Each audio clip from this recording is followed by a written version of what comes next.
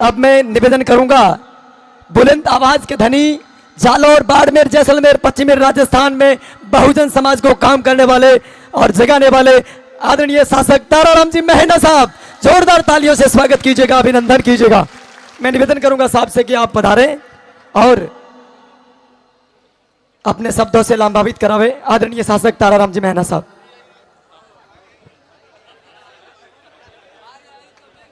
बिल्कुल जोरदार तालियों से स्वागत कीजिएगा, जिन्होंने पश्चिमी राजस्थान को जगाने का काम किया है। स्वागत है साहब।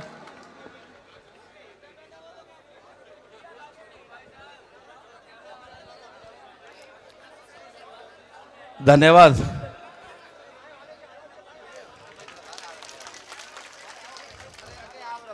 थोड़ा चर्चा कम करें, शांति बना के रखें।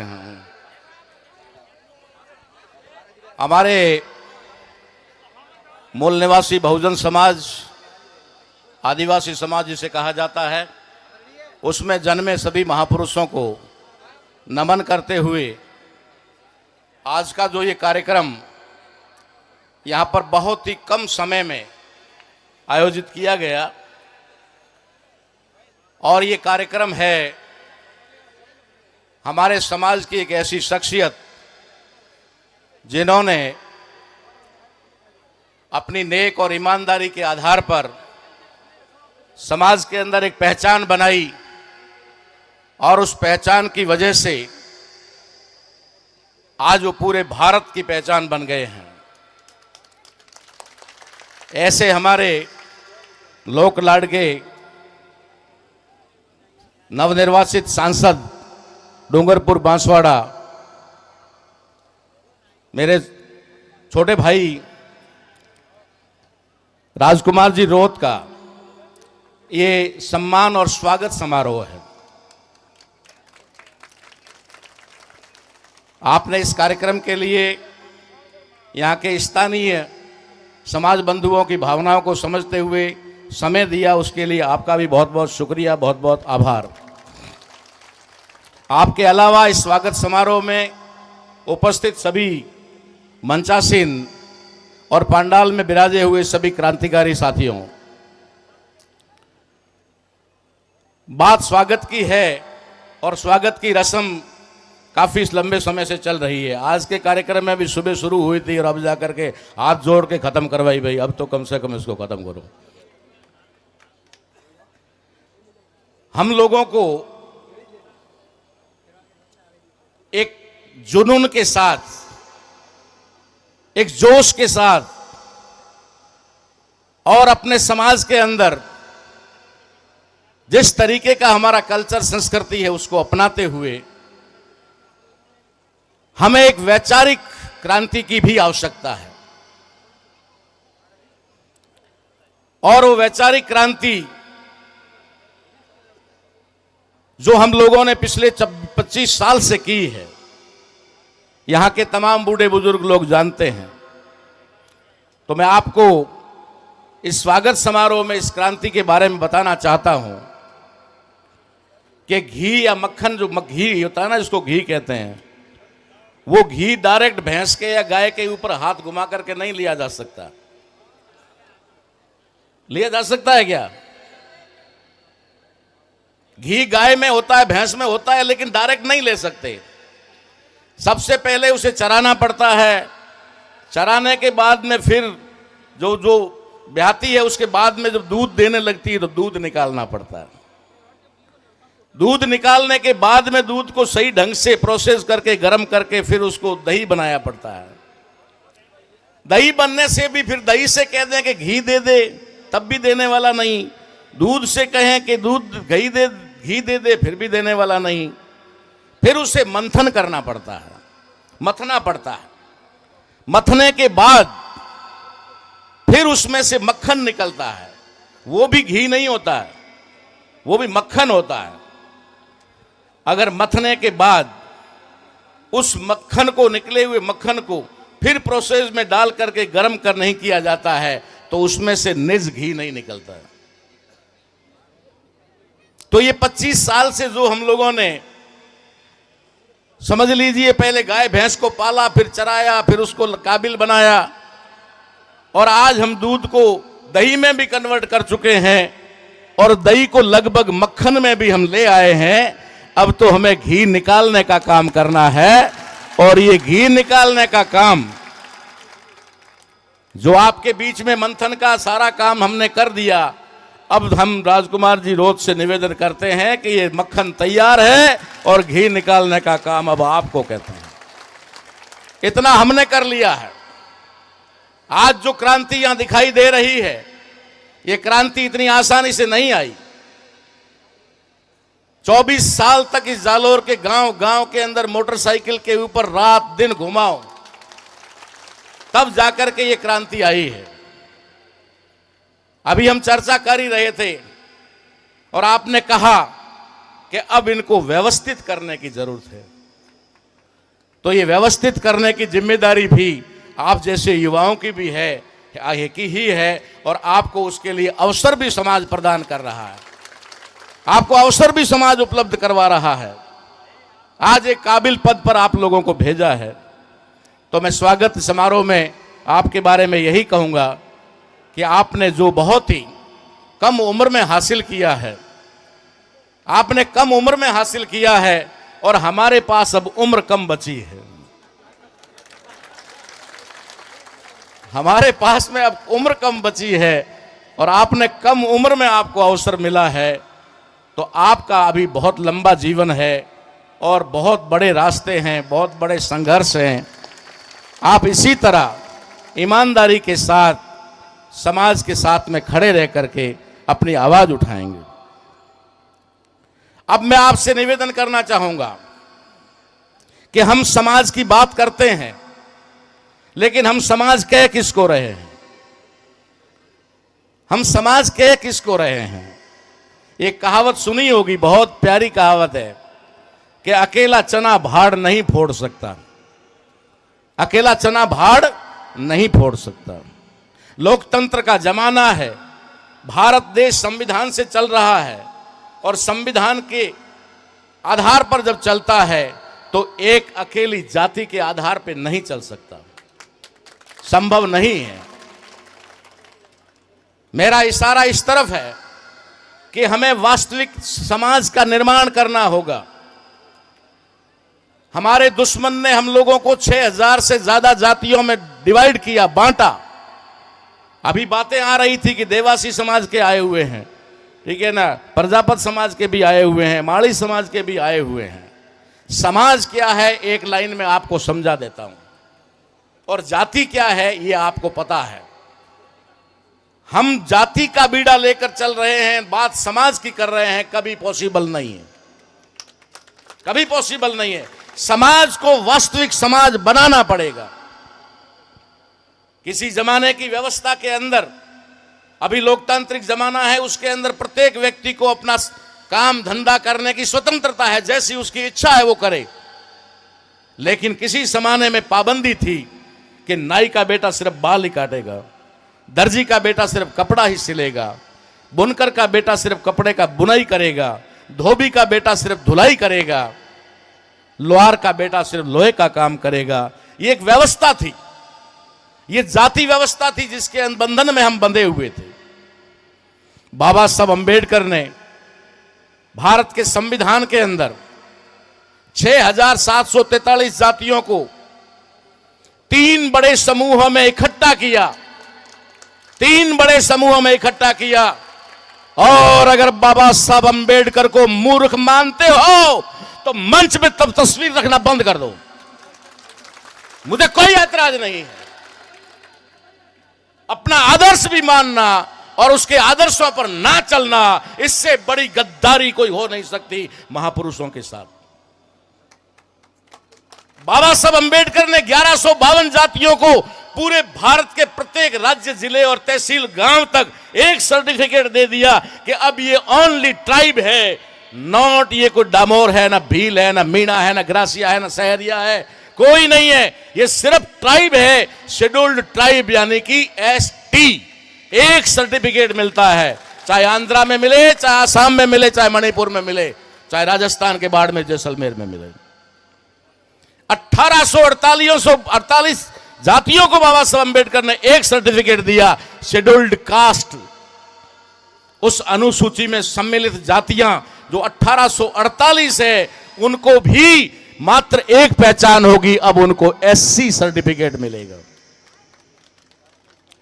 तीसरा, जब उनको अवसर नहीं मिला और उसके लिए उन्होंने कानून मंत्री से इस्तीफा दिया और उन्होंने आयोग बिठाने के लिए सरकार पर दबाव बनाया और काका कालेलकर का आयोग बना और वो नहीं चला। बाद में मंडल आयोग बना और मंडल आयोग में 3743 जातियों को जोड़कर एक सर्टिफिकेट दिया गया। ये मूर्खता वाला काम था, बड़ी मूर्खता वाला काम था। समझदार तो अब हम पैदा हुए हैं, समझदार तो हम पैदा हुए हैं, वो तो मूर्ख थे जिन्होंने इतना बड़ा काम किया। उद्देश्य था आप लोगों का पेट पालना, आपको नौकर बनाना। चपरासी से लेकर के कलेक्टर तक नौकर होते हैं, आपको पता है कि नहीं है? मेरे नौकरी छोड़ने का रीजन यही था कि जब तक मैंने उसको अपना प्रोफेशन समझा तब तक मैंने टीचिंग क्लास काम किया, पढ़ाया। लेकिन जब मुझे पता चला कि ये अब मेरी गुलामी है, अब मुझे नौकर बनाया जा रहा है, मैंने 13 साल की सर्विस रिजाइन कर दी। मुझे नहीं मंजूर है तुम्हारी गुलामी, मुझे मेरा पैसा पसंद है। तुम अपनी तनख्वाह पर अगर मुझे बच्चों को नहीं पढ़ाने दोगे तो मैं समाज में जाके समाज के लोगों को पढ़ाऊंगा, पढ़ाने का काम जारी रखूंगा। इस प्रकार से जो रिजर्वेशन हमें दिया है, ये रिजर्वेशन हमारे पेट पालने का काम नहीं है। दूसरी बात, रिजर्वेशन अगर मिला है हमें और जिसकी वजह से हम लोग कुछ काबिल बने हैं, कुछ करने लायक बने हैं, और उनमें से अधिकांश रिटायर हो चुके हैं, अब नहीं है, तो रिजर्वेशन में कितने पदों पर जाओगे? जितने सरकारी पद होंगे उतने पे ही तो जाओगे ना, उतने पे ही तो जाओगे। या ये कह दो कि हमारी भीलों की संख्या इतनी है इसलिए यहां पर 200 नहीं 2000 पद बनाओ या 5000 पद बनाओ, ऐसा तो नहीं होने। जितने उनके पास पद होंगे उतने पे ही भर्ती निकलेगी, उसमें भर्ती में आपका हिस्सा आपको मिलना चाहिए, ये हमारी वक्त वाजिब है। रिजर्वेशन की मांग गलत नहीं, मिलना चाहिए, क्योंकि हम वंचित लोग हैं, सदियों से हमें अवसर उपलब्ध नहीं होने दिया गया, तो रिजर्वेशन एक अवसर है और वो मिलना चाहिए। लेकिन जानते हो, जिस रिजर्वेशन की लड़ाई लड़ने के लिए आप जब जागे हो, उस समय रिजर्वेशन बचा कितना है? एमपी साहब, खाली एमपी साहब तो अभी बने होंगे, लेकिन पहले विधायक भी रहे हैं, 5 साल उन्होंने भी बहुत कुछ किया, उससे पहले पढ़े भी होंगे। आज रिजर्वेशन है कहां जिसकी आप लड़ाई लड़ रहे हो? 90% महकमे प्राइवेट कर दिए गए हैं, निजीकरण कर दिया गया है, और वहां पर तुम्हारा कोई रिजर्वेशन लागू नहीं है। जहां पर वो नहीं कर सकते थे प्राइवेटाइजेशन, सरकारी महकमे, पंचायत समिति हो गया, ग्राम पंचायत हो गया, कोई और चीज हो गई, हॉस्पिटल हो गया, वाटर वर्क्स हो गया, वहां पर उन लोगों ने संविदा लागू कर दी और तुम्हारा रिजर्वेशन खत्म कर दिया। हम रिजर्वेशन की बात कर रहे हैं, जो मर चुका है, खत्म हो चुका है, उसको जिंदा करने की बात कर रहे हैं। जिस समय हम चिल्ला रहे थे कि आरक्षण समाप्त हो रहा है, आरक्षण समाप्ति की ओर जा रहा है, उस समय हमारे लोग हम पर हंसते थे, खत्म हो जाएगा। कैसे खत्म हो जाएगा? 2010 में मैंने पहला नारा दिया था, एमपी साहब, पहला नारा दिया था 2010 में आगरा से, भारतीय संविधान बचाओ और लागू करो अभियान मैंने शुरू किया। मैं अधिकारियों के पास जाता था, पढ़े लिखे लोगों के पास जाता था, हंस करके, एक व्यंग्यात्मक हंसी हर करके मुझसे कहते थे, कौन खत्म कर रहा है, और कोई काम धंधा है नहीं क्या? मुझे कहते थे, और कोई काम धंधा है नहीं आपके पास? मैंने कहा साहब, संविधान खत्म हो चुका है और लागू है नहीं, ये तो पहले ही पता है, बचाना जरूरी है। नहीं मान रहे थे। आज पूरे भारत के अंदर हर राजनीतिक पार्टी, हर बच्चा अधिकारी को, कर्मचारी, सारे के सारे सड़क पर है कि संविधान बचाना चाहिए। क्यों भैया? उस समय मैं झूठा था। रिजर्वेशन हमारे प्रतिनिधित्व का मामला है। रिजर्वेशन को अगर आप सिर्फ अपने रोजगार से समझ करके संबंध रखोगे, तुम नौकर के अलावा कुछ नहीं बन सकते, चाहे वो आईएएस बन जाओ, चाहे आरएएस बन जाओ। तुम इसे रोजगार तक सीमित रखोगे। ये हमारे रिप्रेजेंटेशन का मामला है, प्रतिनिधित्व का मामला है। किसी भी ऑफिस में अगर हमारा कोई बंदा रिजर्वेशन से या बिना रिजर्वेशन से वहां पर बैठा हुआ है तो वो हमारा प्रतिनिधित्व कर रहा है, वो हमारा नुमाइंदा है। जैसे हम नुमाइंदे चुन करके पार्लियामेंट में भेजते हैं, विधानसभा में भेजते हैं, वैसे ही वो नुमाइंदे हर डिपार्टमेंट के अंदर, पुलिस डिपार्टमेंट हो चाहे वो कोई और डिपार्टमेंट हो, वहां हमारे नुमाइंदे के रूप में होना चाहिए। क्या ऐसा हो रहा है? क्या ऐसा हो रहा है? नहीं हो रहा। जब मौका मिलता सबसे पहले हमें ही खाने का काम करता। रिजर्वेशन को सही ढंग से किसी ने समझा भी नहीं। आज अगर बात आती है तो मैं यह कहना बिल्कुल ही वाजिब समझूंगा, और कहना नहीं भी चाहता हूं तो कुछ लोग कहने के लिए मजबूर कर देते हैं, मजबूर कर देते हैं। अभी बिरसा मुंडा की कोई खाल उधेड़ रहा था। अबे ये ज्ञान लाते कहां से हो मेरे मालिक? हाथ जोड़कर विनती है, ये लाते कहां से हो? अभी तक राजकुमार रोध जी ने, हमने, भैरूलाल जी ने, आप लोगों ने कभी नहीं सुना कि बिरसा मुंडा की खाल उतारी गई। उनको जेल के अंदर, पुलिस थाना अंदर जेल होती थी, वहां पर जहर दिला करके, जो दातुन कुल्ला करने का पानी दिया जाता था उसमें जहर मिला करके दिया और उनकी हत्या हुई। समाज को गुमराह करने का काम ना करें प्लीज, मेरा निवेदन है। आप मैं बार बार कहता हूं, मुझे एक भी बिल मेरे साथ नहीं चाहिए, नहीं चाहिए मुझे मेरे साथ में, लेकिन गलत समझौता कभी नहीं करूंगा, कभी भी नहीं करूंगा। समाज को साथ जाने नहीं, गलत रास्ते पर जाने नहीं दूंगा, नहीं जाने दूंगा। मैं बात कहे बिना नहीं रहूंगा। हम लोग एक बात कहते हैं, हां मैंने कहा था भीनमाल के अंदर सबसे पहले, भीनमाल के कार्यक्रम सम्मेलन में मैंने कहा था कि डीटीएस से हमारी वाजिब मांग है, लेकिन उसका प्रोसेस पूरा किए बिना यह संभव नहीं है। प्रोसेस पूरा करना पड़ेगा। ये एमएलए को फाइलें पकड़ा लेने से या कोई लेटर पकड़ा लेने से ये सफलता नहीं मिलेगी। इसके लिए हमें कम से कम 2/3 बहुमत से राजस्थान सरकार के अंदर इसका जो रेजोल्यूशन पास करवाना पड़ेगा, ठहराव पास करवाना पड़ेगा। उसके बाद में ये जो राज्यपाल के माध्यम से केंद्र में लोकसभा में और संसद में जाएगी, और वहां से फिर राष्ट्रपति उसको मंजूरी देगा, तब जाकर के ये संभव है। और इस प्रोसेस में लग जाओ, हम तुम्हारे साथ हैं, हम सबसे पहले आगे खड़े रहेंगे। इस आंदोलन में अगर कहीं पर लड़ना भिड़ना पड़ा, गोली खानी पड़ी, तो हम सबसे आगे रहेंगे। लेकिन ये सिर्फ बातों से नहीं होने वाला। इसलिए शायद मुझसे लोग ये थोड़ा खिन्न भी रहते हैं कि कह क्या देते हैं। अरे कहना पड़ता है। ये दाढ़ी सफेद हुई है ना, ये कोई धूप में नहीं हुई है, ये आप लोगों के बीच में आ करके किया है। सिर के सारे बाल उतर गए, एक बाल भी नहीं बचा है। साला ये कुछ किया है तब बना है, ऐसा ही नहीं किया है। रही बात, मैं कहता हूं कि हमें ये लड़ाई लड़नी चाहिए, लेकिन लड़नी चाहिए ये लड़ाई कागजों में ज्यादा लड़नी होगी, सड़कों पर कम लड़नी होगी।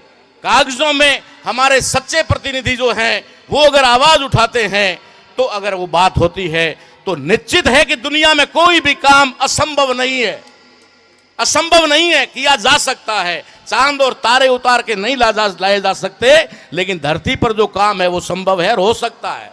लेकिन प्रोसेस में चलना पड़ेगा, विधि से चलना पड़ेगा। कुछ लोग डीटीएस को लेकर के ऐसा भी कह रहे हैं, मान्यवर ध्यान आकर्षित करना चाहूंगा एमपी साहब, आर्टिकल 16(4) और आर्टिकल 16(4)(1) वकील साहब को भी पता होगा, भी बोल रहे थे। हमने वकीलों की बहस करवाई। अरे हम तो खैर कह रहे थे, 25-30 साल से कह रहे थे, लेकिन फिर भी हमने अपने पर भरोसा नहीं किया। सुप्रीम कोर्ट के वकीलों से पूछा, संविधान के जो विशेषज्ञ हैं उनसे पूछा, अरे भाई ये 16(4) और 16(4) का है क्या? 16(4) शेड्यूल कास्ट और शेड्यूल ट्राइब में जो लिस्टेड जातियां हैं, उनके अलावा जो लोग पिछड़े हुए हैं, क्योंकि उस समय आर्टिकल 340 लागू नहीं हुआ था, कमीशन नहीं बना था। कमीशन बनने का बाबा साहब अंबेडकर ने 340 में प्रावधान डाला था, लेकिन बना नहीं था, नहीं बना था, इसीलिए बाबा साहब अंबेडकर ने इस्तीफा दिया था। तब बाबा साहब अंबेडकर ने 16(4) में डाला कि जो जातियां एससी और एसटी के अलावा पिछड़ी हैं, आर्थिक रूप से, शैक्षणिक और आर्थिक रूप से जो पिछड़ी है, उनको भी अवसर दिया जाए। राज्य सरकारें अवसर देने से वंचित नहीं करेगी, ये प्रावधान है। 16(4) क्लोज 1 जिसकी बात करते हैं, 16(4)(1) के अंदर क्या आता है? 16(4)(1) में एससी और एसटी के प्रमोशन का मामला आता है। रिजर्वेशन इन प्रमोशन, पढ़ लो पहले, उसके बाद में बात करो। ऐसा हवाला देकर के क्यों गुमराह करने की कोशिश कर रहे हो? सीधा सीधा कहो कि हमारे जितने भी पदाधिकारी हैं, चाहे सरपंच है, उससे लेकर के सारे लोग जगजग हो जाओ और संविधान में संशोधन करवा करके हमारे लिए विशेषाधिकार की व्यवस्था करो। हो सकती है, कोई बड़ी बात नहीं है। तो एक तो बात यह है कि हम लोगों को ये लड़ाई लंबी है और लड़नी पड़ेगी, और सिस्टम से लड़नी पड़ेगी, तब हम जीत पाएंगे। नहीं तो मैं पहले भी अब भी कह रहा हूं कि हमारी हो सकता है कि 1-2 पीढ़ी इसमें लग जाए। सोमजी भाई डामोर भिलिस्तान बनाना चाहते थे और हमने सोमजी भाई डामोर के साथ बहुत लंबे समय तक काम किया। आज वो शायद 85 साल के ऊपर हो गए हैं, ठीक है, और भिलिस्तान वहीं का वहीं पड़ा है। कुछ चीजें होती है जिनको सिस्टम से करना पड़ता है। अब बात आती है जिसकी वजह से बहुत बड़ा बवाल हुआ, आज जालोर में है। जालोर के लोगों का मामला नहीं, फिर भी मैं कहना चाहता हूं, राजकुमार जी रोध साहब को जब रामसर में स्वागत के लिए बुलाया गया और उनको बुलाया गया, तब लोगों ने कहा ताराराम को नहीं बुलाना है। कुछ लोगों ने कहा, लोगों ने नहीं, कुछ लोगों ने।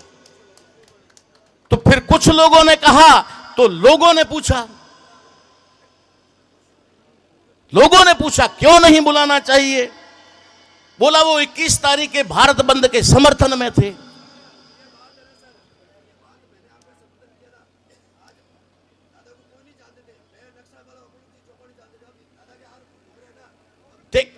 ठीक, वो अपना अंदरूनी विषय हम बात करेंगे, अंदरूनी विषय हमारा मामला है।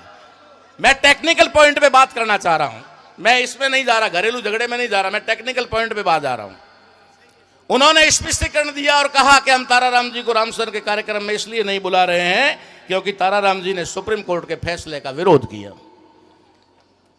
किया, करूंगा और करता रहूंगा। क्योंकि इस देश के अंदर 2500 सालों के बाद किसी एक पुरखे ने हमें बांधने का काम किया, एकजुट करने का काम किया। अगर सुप्रीम कोर्ट तो क्या, चाहे इस देश की कोई बड़ी से बड़ी ताकत या अदालत भी अगर इसको तोड़ने का काम करेगी, ताराराम महना उसके अगेंस्ट खड़ा रहेगा, चाहे फांसी, गोली, जेल, कुछ भी हो जाए। मैंने एक पोस्ट डाली थी, कुछ लोगों को थोड़ी अटपटी लगी, क्योंकि अगर कोई भी बुरा मत मानना, अगर यहां भी कोई है तो बुरा मत मानना, अगर किसी आदमी के अंदर कोई कमी होगी, या फिर सीधी भाषा में कहें, पहले माफी मांग लेता हूं, कोई हो तो बुरा मत मानना, कि अगर किसी को बैठी हुई सभा में यह कहा जाए कि एक काना, तो 2 आंख वाले को बुरा क्यों लगेगा? ठीक है ना, नहीं लगना चाहिए ना। तो जब हमने बात कही कि ये उपवर्गीकरण, ये हमारे समाज को तोड़ने का षड्यंत्र है, और कोई भी सुप्रीम कोर्ट का फैसला आरएसएस के बिना नहीं आता, ये भी आप लिख के ले लो। सारा काम, क्योंकि वहां पर आरएसएस के कैडर बैठे हुए हैं, सुप्रीम कोर्ट के अंदर जो बैठे हुए हैं सारे वो बैठे हुए हैं, वो फैसला दिलाते हैं, वो सुप्रीम कोर्ट से थप्पड़ मरवाते हैं आपको। सुप्रीम कोर्ट थप्पड़ मारता है, फिर मोदी जी जैसे लोग पार्लियामेंट वाले आते, नहीं मारेंगे। खेल को समझने की कोशिश करो, ये खेल कहां से चल रहा है। सुप्रीम कोर्ट कहता है उपवर्गीकरण होना चाहिए, और भारत की लोकसभा यानी भारत सरकार कहती है कि नहीं होगा। हमारे लोग खुश हो जाते हैं, अरे कर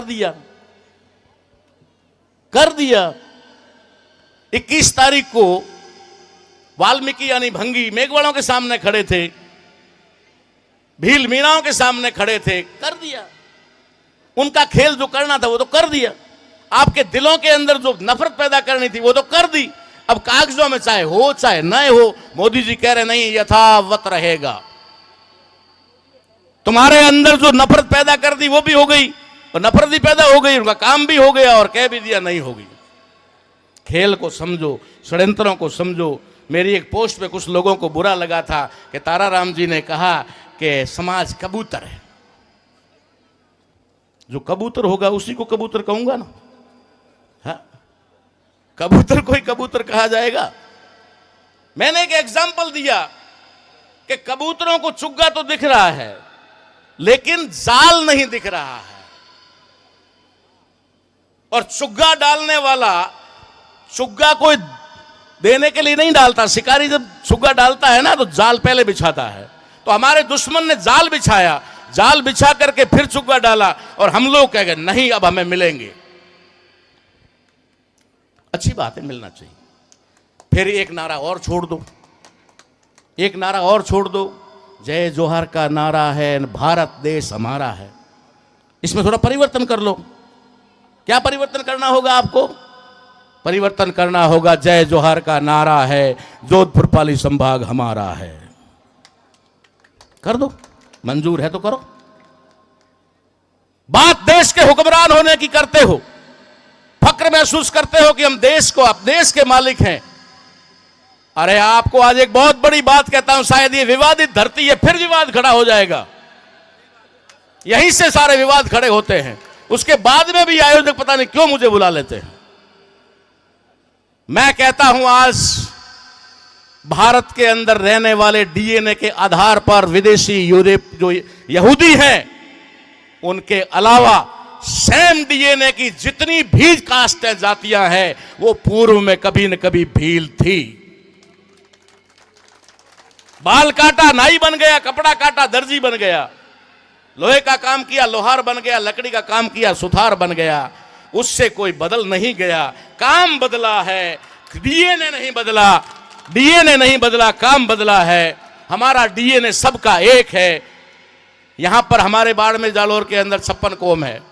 उन 56 कौम का और पूरे भारत की 6743 जातियों का डीएनए एक है, खून एक है। मैं चैलेंज करता हूं, हर बार लोगों को चैलेंज करता हूं, आ जाओ डीएनए टेस्ट करवा लेते। कोई आता ही नहीं। अभी राजकुमार जी ने भी डीएनए भेजा भी और कहा टेस्ट कर लो भाई, तो कोई करता ही नहीं है। कोई करता नहीं, क्योंकि उनको मालूम है कि डीएनए बहुत खतरनाक है, इससे मामला रफा दफा हो जाएगा। तो मेरा आपसे निवेदन है कि ये जो फैसले हैं, इन फैसलों के पीछे एक छुपी हुई साजिश रहती है। आप भोले भाले लोग हो, आप किसी की बातों में आकर के मान लेते हो कि ये तो हमारे फायदे का मामला है।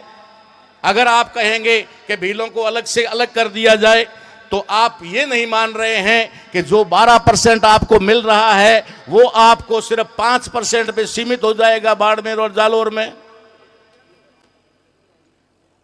12% राजस्थान में जो रिजर्वेशन है ट्राइब का, एसटी का, वो डूंगरपुर बांसवाड़ा भीलवाड़ा से शामिल करके, जहां 90% और 80% आबादी है, वहां को शामिल कर करके मीणाओं को, ग्रासियों को, शहरियों को मालूम करके है। अब कर दो सबको अलग अलग जाति वाइज। फिर जालोर और यहां तो भील तो 5% भी नहीं है, फिर आपका रिजर्वेशन 5% पे आकर के अटक जाएगा 12 की बजाय। हमारा नुकसान होगा या फायदा? हाँ, मैं इसके लिए कोई सरकारों की तारीफ नहीं कर रहा। सरकारों की जिम्मेदारी थी भारत के संविधान के आर्टिकल 45 के तहत कि उन बच्चों को निःशुल्क और अनिवार्य एजुकेशन दी जाए। निःशुल्क और अनिवार्य, फ्री एंड कंपल्सरी एजुकेशन का प्रावधान संविधान में है। अगर सरकारों ने सौतेला व्यवहार न करते हुए भीलों के लिए भी शिक्षा के प्रबंध कर दिए होते तो वो भी कंपटीशन फाइट करने लायक हो जाते, और उन लोगों में भी। लेकिन वो जानबूझ करके कुछ लोगों को वंचित रखते हैं। उन्होंने जानबूझ करके मीणाओं को आगे लाया, और जब मीणाओं ने यह ऐलान कर दिया कि अगर मीणा घर बैठ गया तो सरकार पूरी जाम हो जाएगी, सचिवालय में हम हैं, ठीक है ना, सरकारों में हम हैं, बैंकों में हम हैं, रेलवे में हम हैं, LIC में हम हैं, तो उन्होंने कहा कि हो सकता है कि मीणाओं में घमंड आ गया है। इसलिए उन्होंने क्या किया, उन्होंने गुर्जरों को खड़ा किया और कहा कि मांगो मांगो। तो गुर्जरों को पता नहीं था कि मिलने वाला नहीं है, लेकिन मांगने का कहा तो मांगने लग गए। 72 गुर्जर गोली से मर गए, कई लोग जेलों में चले गए। सारा खेल हुआ, उसके बाद में पता चला कि ये तो नहीं हो सकता। तो कहीं ऐसा ना हो, इसलिए एक तो बंटवारे के हम लोग तो कभी भी पक्ष में नहीं है भाई। क्योंकि समाज को बड़ी मुश्किलों से जोड़ा जाता है। रिजर्वेशन एक ऐसी जाजम है, रिजर्वेशन जो ओबीसी को भी बाबा साहब ने दिलवाया, वो और SC ST सब मिलकर के एक आरक्षण की जाजम पे एक जगह बैठ सकते हैं, उनका भाईचारा निर्माण हो सकता है, ऐसी उनकी भावना थी, इसलिए उन्होंने वो मेहनत की थी। और आज हमारा दुश्मन हमें तोड़ने में लगा हुआ है और हम उनका समर्थन और स्वागत कर रहे हैं। तो धन्यवाद आपका, ऐसा स्वागत करते रहिए, ठीक है ना। हमें कोई ऐतराज नहीं है, किसी प्रकार का ऑब्जेक्शन नहीं है। जाति का वर्गीकरण ये हमारे समाज के लिए आने वाले समय में बहुत ज़्यादा घातक होने वाला है बाबूजी, बहुत ज़्यादा घातक होने वाला है। आज उसके परिणाम हमें नहीं दिखेंगे, इसलिए आप लोग सबसे ज़्यादा, लास्ट बात कहता हूं कि सबसे ज़्यादा जो ज़रूरत है तो अपने अंदर अवेयरनेस, जागृति लाने की और अपने बच्चों में एजुकेशन लाने की। अगर ये दो काम हम कर लेते हैं तो हमें दुनिया में कोई पीछे नहीं रख सकता। अभी भाई कह रहे थे कि हम पहाड़ों को तोड़ देते हैं, जहां पहाड़ थे वहां हमने खड्डे कर दिए बड़े बड़े, और जहां पर कुछ नहीं था बड़ी बड़ी इमारतें खड़ी कर दी। ये भीलों से ही संभव हुआ है, ठीक है। तो अगर हम लोग अपने हक की लड़ाई लड़ेंगे, लेकिन लड़ना आपको वे में पड़ेगा, रास्ते में पड़ेगा, ऐसे नहीं हो पाएगा। मैंने थोड़ा शायद जोश कह दो या गुस्सा कह दो, माफ़ी चाहूँगा। हाँ, उनको जाना भी है, मैं थोड़ा क्या कह सकते हैं, इमोशनली बात पे आ गया, इसलिए माफ़ी चाहता हूँ कि समय थोड़ा ज़्यादा ले लिया। लेकिन इतना मेरा निवेदन आपसे आखिर में ज़रूर है कि समाज के लिए लड़ूंगा, लड़ता रहूंगा, लेकिन कभी भी समाज को गलत दिशा में नहीं जाने दूंगा। चाहे उसके लिए मुझे समाज का विरोध भुगतना पड़े, चाहे कुछ लोगों का विरोध भुगतना पड़े, चाहे मुझे दुश्मन की हर सजा भुगतनी पड़े। धन्यवाद। आप बिल्कुल शानदार, जोरदार करतल ध्वनियों से इनका आभार व्यक्त कीजिएगा। बिल्कुल।